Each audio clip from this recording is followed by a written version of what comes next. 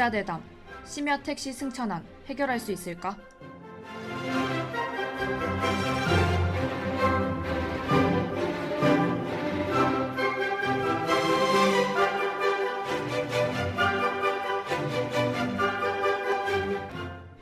사회적 거리두기 해제와 맞물려 일어났던 심야 택시 대란. 여전히 밤만 되면 시민들은 택시를 잡지 못해 고단한 귀가 전쟁을 치르고 있습니다. 많은 시민들과 택시업계 관계자들은 택시 대란을 해결할 수 있는 제도적 장치가 필요하다고 지적했는데요. 이러한 불평과 지적에 국토교통부는 지난 4일 심야 택시난 완화 정책을 발표했습니다. 정부는 택시 공급 확대, 기사 취업 절차 간소화, 탄력 호출료 등 택시 수요와 공급 불균형 해결책을 마련했습니다. 하지만 정부의 대책이 실제 심야 택시 승천안 해소로 이어질 수 있을진 미지수란 반응도 존재하는데요. 오늘 기자대담에선 자세한 심야 택시 완화 대책과 택시업계의 반응에 대해 이야기 나눠보겠습니다.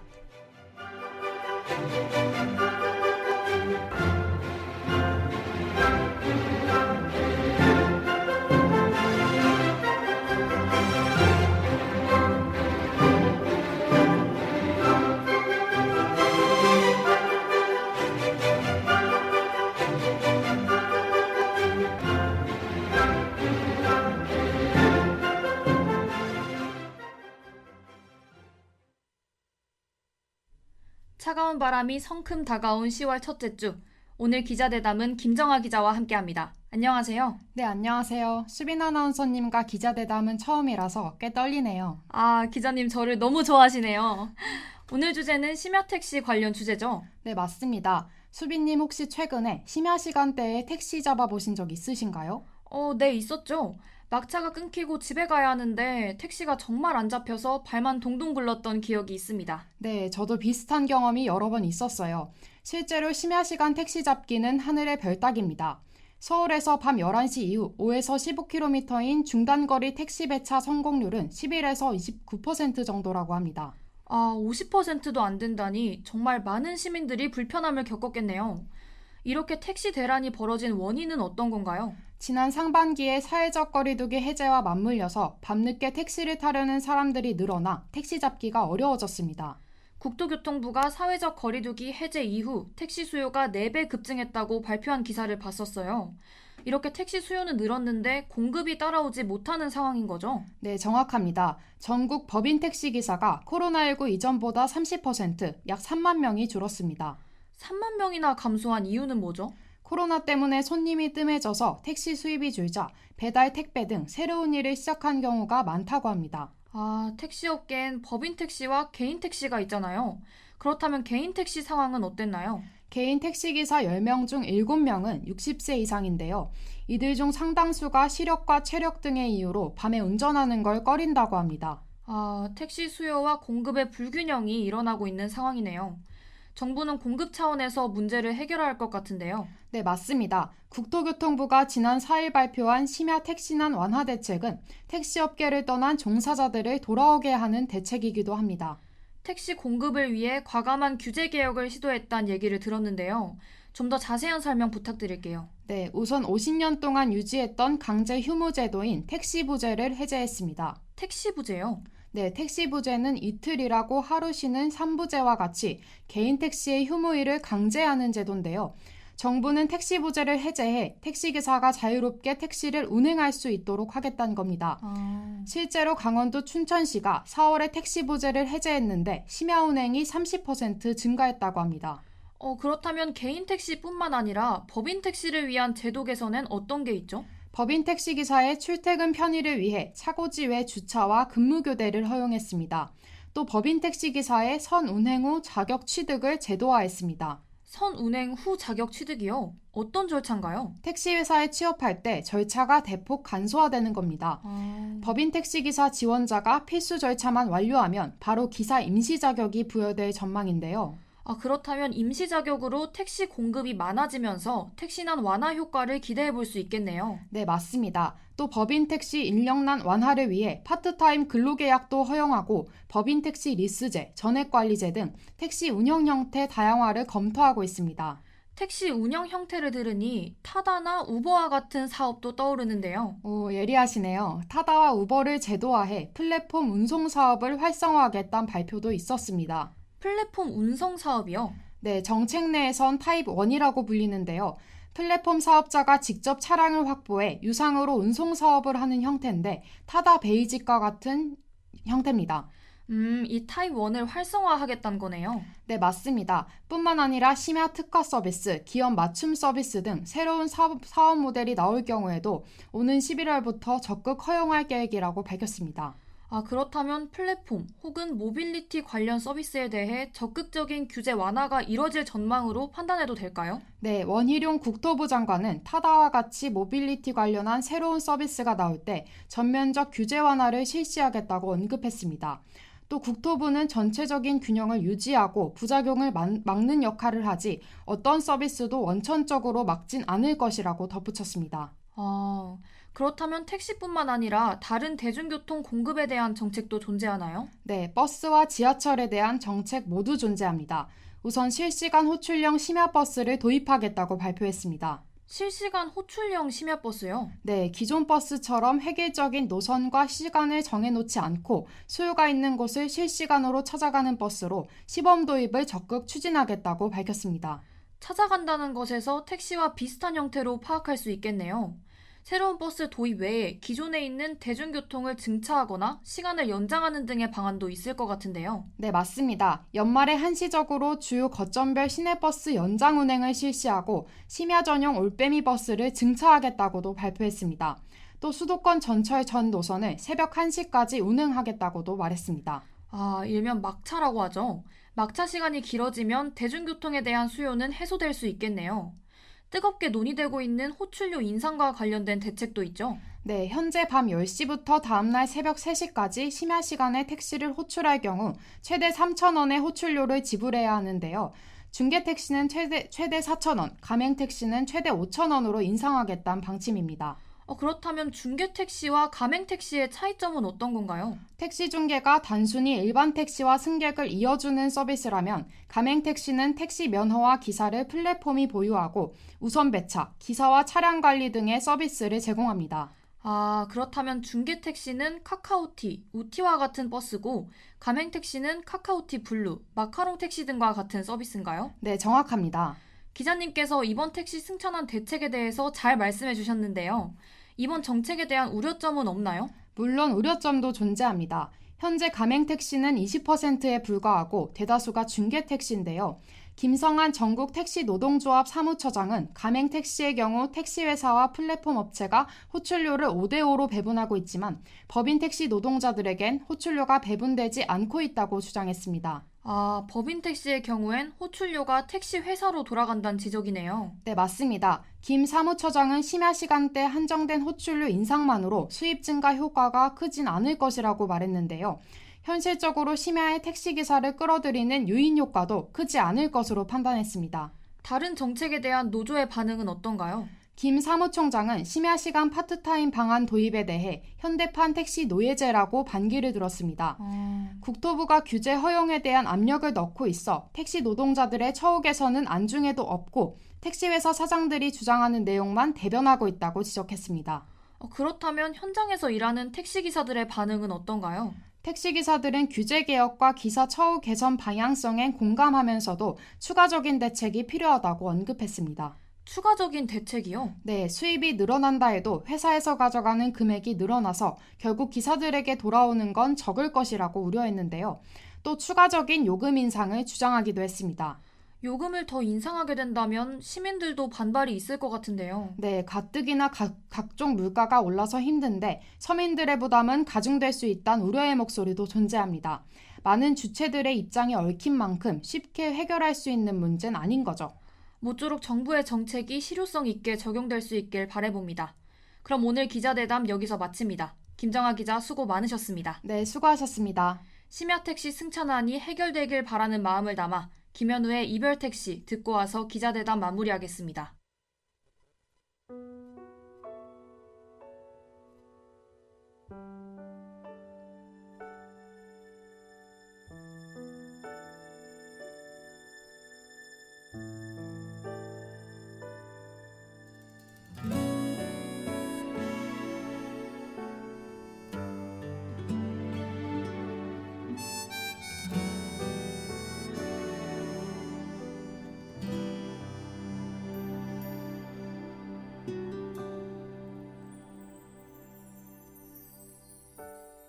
건너편에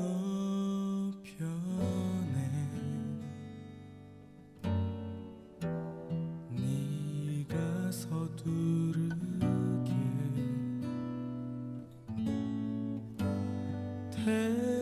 택시를 잡고 있어. 익숙한 네 동네 외치고 있는 너. 빨리 가고 싶니? 우리 헤어진 날에 집으로 향하는 널 바라보는 것이 마지막이야.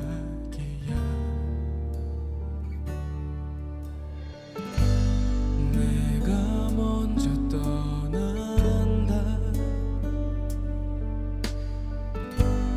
택시 뒷창을 적시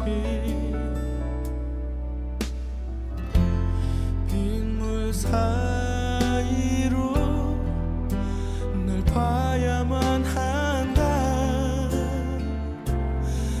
마지막이라서 어디로 가야 하죠? 아저씨, 우는 손님이 처음인가요? 달리면 어디가 나오죠? 빗속을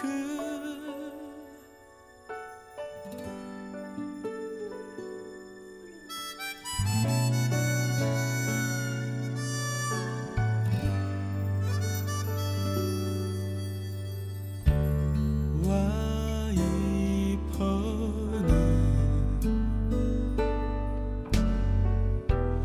보드득 신경질 내는데 이별하지 말란 건지 정승 좀 떨지 말란 빈잔인 건지.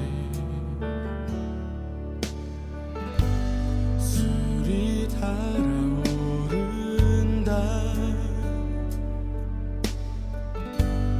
버릇이 된 전화를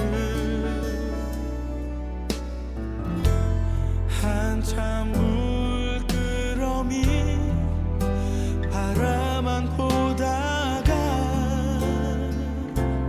내 몸이 기운다. 어디로 가야 하죠? 아저씨. 잡히지 않는 택시로 많은 시민들은 고단한 퇴근길을 걸어갑니다. 하지만 택시기사들에게 과한 노동을 요구할 순 없습니다. 인상된 요금이 정당하게 노동자에게 돌아가고 시민들은 보다 더 유연하게 대중교통을 이용할 수 있도록 정부의 대책이 실효성 있게 적용돼야 합니다. 택시기사들의 실질적인 처우, 시민들의 원활한 택시 이용이 보장된 심야 시간을 기대해봅니다.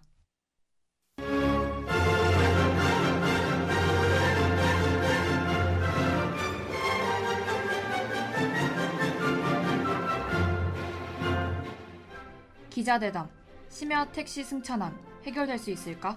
제작, 보도부, 기술 김산, 그리고 담당의 정수빈. 김정아였습니다.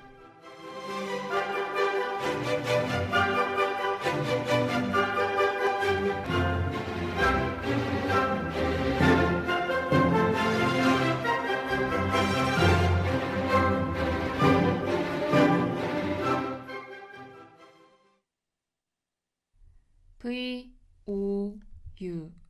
여기는 정성을 다하는 여러분의 대학의 소리 방송입니다.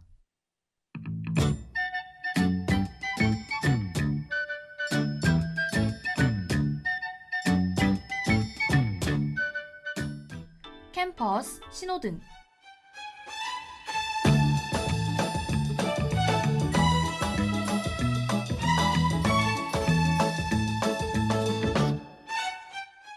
지난달 15일부터 19일까지 우리 학교 인포21 서비스가 중단됐죠. 이에 인턴을 지원하는 학생부터 수업 계획서를 확인하려는 학생까지 학업과 업무에 큰 지장을 받았는데요. 우리 학교 정보처는 사과문을 게시하며 현재 학교에서 사용 중인 데이터베이스에 치명적인 문제가 생겨 서비스가 중단됐다고 밝혔습니다. 비대면 수업을 지속했던 지난 3년을 벗어나 대면 수업을 시작한 후 여러 곳에서 학생들의 불만의 목소리가 들려오고 있습니다. 특히 학생들은 우리 학교 무선랜 연결에 있어서 큰 불편함을 겪고 있다고 하는데요. 오늘 캠퍼스 신호등에선 우리 학교 무선랜 연결 문제에 대해 얘기 나눠보겠습니다.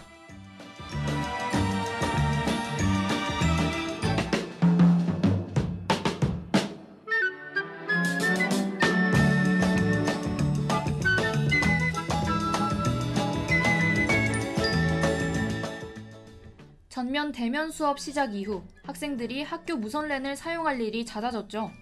그런데 학교 무선랜 연결이 원활하지 않거나 아예 연결조차 안 되는 일이 많다고 합니다. 이를 두고 학생들의 비난이 커지고 있습니다. 수업 방식이 비대면에서 대면으로 전환됐지만 아직 이 캠퍼스는 여러 용도로 활용되고 있죠. 학생들은 급하게 수업 중에 이 캠퍼스에 올라와 있는 강의 자료를 사용해야 할 때 무선랜 연결이 되지 않아 불편함을 경험하고 있다고 합니다. 학생들은 과방이나 학교 내 세미나실에서 과제를 하는 경우도 학교 무선랜 연결이 되지 않아 따로 본인의 휴대전화 데이터를 사용하고 있다고 말합니다. 무선랜 연결에 학생들의 불편함이 커지고 있는 지금 우리 학교 정보처의 입장은 무엇일까요?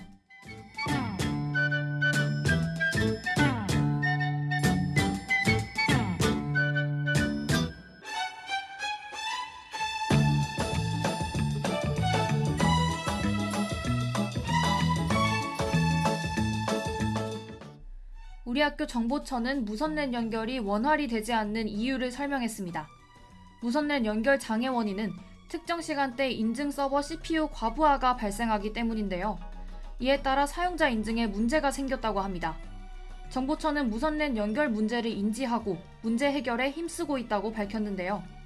무선랜을 구성하는 구간별로 문제를 추정할 수 있는 지점들을 점검 중이라고 말했습니다. 그리고 현재 사용자 인증 문제 해결을 위해 인증 서버 제조사가 인증 프로그램 점검과 CPU 과부하 원인을 파악 중이라고 답했는데요. 정보처는 이른 시일 안에 조치를 취해 학생들의 불편함이 없도록 최선을 다하겠다고 밝혔습니다.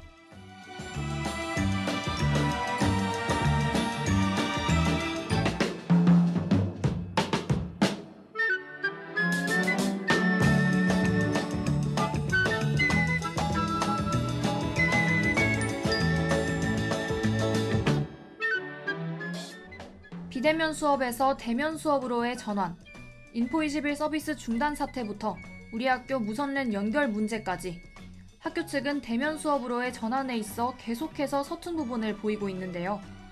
학교 측은 사과를 하는 것에 그치는 것이 아니라 학생들의 불편함을 없앨 수 있도록 시급히 실질적인 해결책을 마련해야겠습니다.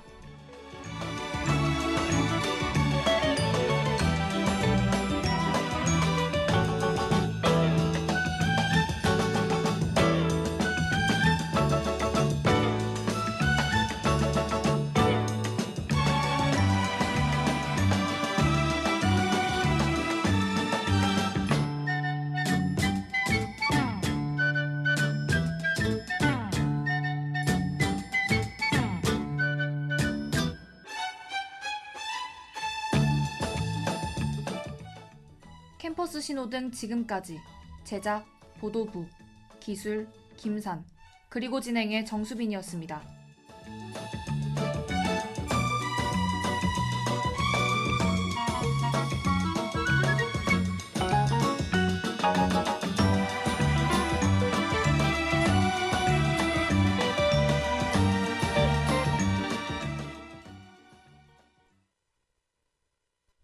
VOU 여기는 정성을 다하는 여러분의 대학의 소리 방송입니다.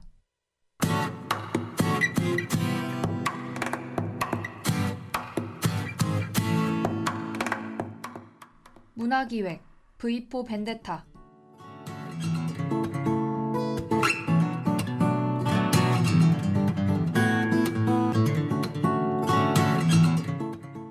지난 지난 3일 한국만화영상진흥원이 주최한 2022 부천국제만화축제가 막을 내렸습니다.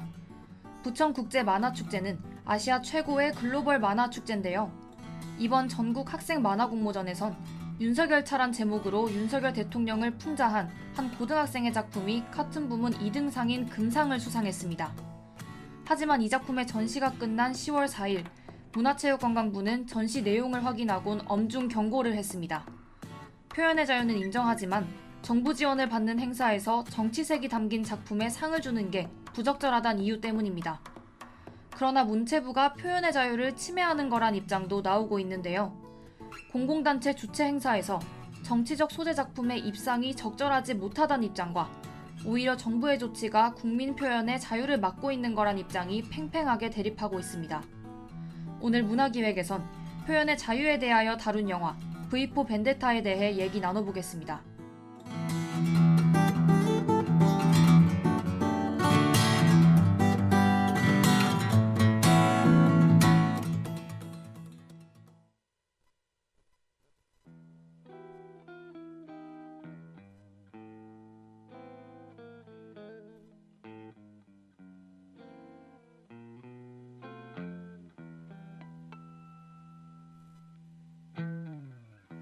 Now you say you're lonely. 영화 V4 벤데타는 2006년 개봉 영화로 이번에 11월 초 재개봉을 앞두고 있습니다. 이 영화는 2040년 미래 제3차 세계대전이 일어난 직후의 영국을 배경으로 합니다. 세계는 큰 혼란에 빠져 있고 시민들은 공포에 휩싸여 있죠. 영화 속 정부는 극단적이고 배타적입니다. 이 정부는 정치, 종교, 언론, 심지어 개인의 자유까지 모두 탄압합니다. 이곳 언론은 정부를 옹호하는 방송만을 합니다. 주인공 V는 이 억압적인 정부에 맞서 국가를 바꾸기 위해 방송국을 점령해 연설방송을 진행합니다. 방송으로 V는 눈과 귀가 멀어버린 시민들을 깨우칩니다. 또 온갖 감시 속에서 국민 자유를 무시하는 국가를 꾸짖으며 혁명을 주도하죠. 영화 속 정부, 그리고 V가 추구하는 세상, 정말 영화 속에만 존재할까요?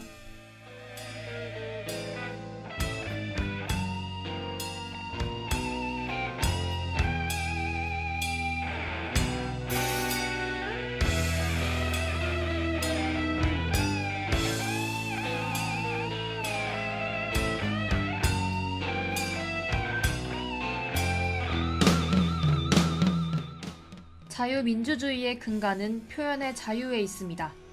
윤석열 대통령이 후보 시절 국민의 비판도 수용하는 대통령이 되겠다는 포부를 밝히며 윤 대통령 SNS에 올린 글입니다. 또한 지난 5월 칸 영화제에서 영화 헤어질 결심 수상에서도 윤 대통령은 지원은 하되 간섭하진 않는다며 표현의 자유에 대해 항상 언급했습니다. 이번 윤석열차 논란에도 대통령이 언급할 문제는 아니라고 직접 답했죠. 영화 속 정부와는 달리 국민 표현의 자유에 상당히 개방적인 듯 느껴집니다. 하지만 대통령의 말과는 다른 문체부의 강경한 입장과 태도가 앞선 대통령의 말과 모순돼 크게 비판받고 있습니다. 또 윤석열차 작품에만 경고를 내릴 문체부는 선택적 경고를 내렸다는 비판도 받고 있죠. 윤 대통령의 얼굴이 달린 기차가 질주하고 그 기차 조종석엔 김건희 여사로 추정되는 인물이 그 뒤론 칼을 든 검사들이 타고 있는 이 그림. 역시 정부 주최 행사에서 수상하기엔 아무래도 부적절한 그림일까요?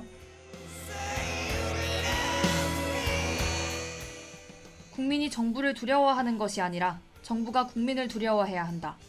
V4 벤데타 속 대사입니다. 국민 표현의 자유, 정부와 정치를 비판하고 풍자할 권리. 이 자유와 권리는 어느 선까지 보장되는 게 맞는 걸까요?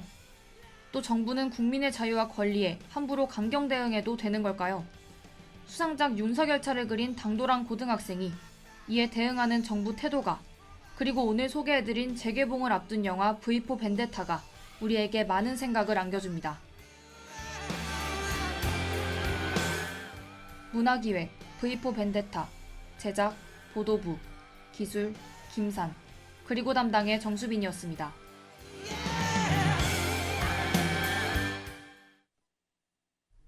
V-O-U 여기는 정성을 다하는 여러분의 대학의 소리 방송입니다.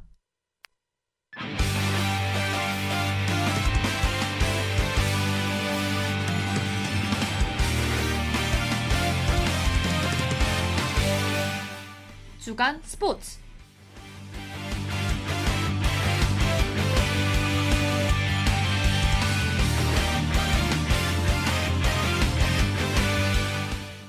안녕하세요. 10월 둘째 주 주간 스포츠를 함께할 정수빈입니다. 지난 한 주 동안 스포츠계에서 들려온 다양한 소식들 전해드리겠습니다. 첫 번째 소식은 코로나19로 멈춰섰던 제103 전국 체육대회가 오늘부터 개막해 13일까지 7일 동안 펼쳐진다는 소식입니다. 대회는 울산과 대구, 경북, 경남 일대 73개 경기장에서 치러지며 19일에서 24일엔 제42회 전국 장애인 체육대회가 이어집니다. 지난 2019년 중단됐던 전국체전은 지난해 고등부 경기만 치른 데 이어 3년 만에 대학과 일반부가 포함된 종합대회로 돌아왔는데요. 2005년 이후 17년 만에 울산시에서 다시 열리는 이번 대회는 전국 17개 시도와 제외 한인 체육단체를 포함해 역대 최대인 28,900명의 선수들이 참가합니다. 3년 전 18연속 우승에 실패한 경기도는 이번 전국체전에서 금메달 120개 안팎을 수확해 총 6만 2천여 점으로 정상에 오를 것으로 분석되고 있습니다. 한편 대회 개막일부터 근대 5종, 럭비, 배구, 복싱, 사격 등 19개 종목의 경기가 시작돼 본격적인 시도 간 메달 경쟁에 돌입합니다.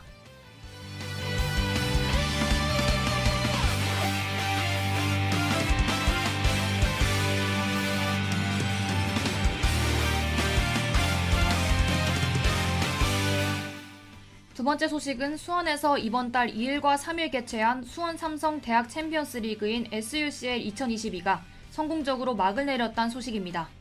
SUCL은 수원 삼성의 대학생 서포터즈 푸른티어가 꾸며나가며 대학생 아마추어 동아리 선수들이 참가하는 수원 지역 대학생 대상축구 대회입니다.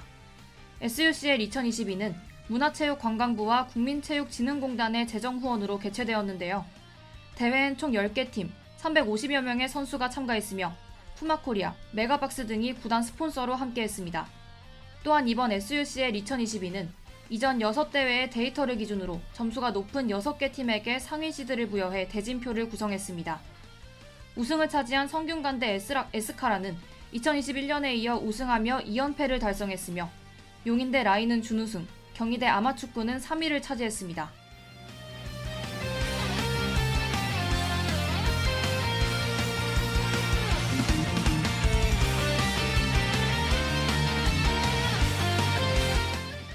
세 번째 소식은 2023 한국배구연맹 남자 신인 드래프트 소식입니다. OK금융그룹은 지난 4일 신인 선수 드래프트 1라운드 1순위 지명권으로 인하대 아웃사이드 히터 신호진을 선택했습니다. 신호진은 아웃사이드 히터와 아포지 스파이커를 모두 소화할 수 있는 자원으로 올해 인하대의 주장을 맡아 팀의 3관왕을 이끌었습니다. 이후 각각 1라운드 선수로 현대캐피탈은 한양대 세터 이현승, 삼성화재는 홍익대 미들블로커 김준우를 뽑아갔습니다. 또 다른 세터인 수성고등학교 출신 한태준은 우리카드에 고졸 선수 가운데 가장 먼저 호명됐습니다. 한편 얼리드래프트는 지난해에 이어 올해도 드래프트의 대세로 자리 잡았습니다. 얼리드래프트 제도는 3년제를 포함한 4년제 대학교의 2학년 재학 선수도 참가할 수 있는 제도인데요. 이날 1라운드 7명의 지명 선수 가운데 얼리드래프트 신청자는 5명이었습니다. 이번 주 주간 스포츠는 여기서 마치도록 하겠습니다. 하고 여러분 오늘도 즐거운 하루 보내시길 바랍니다.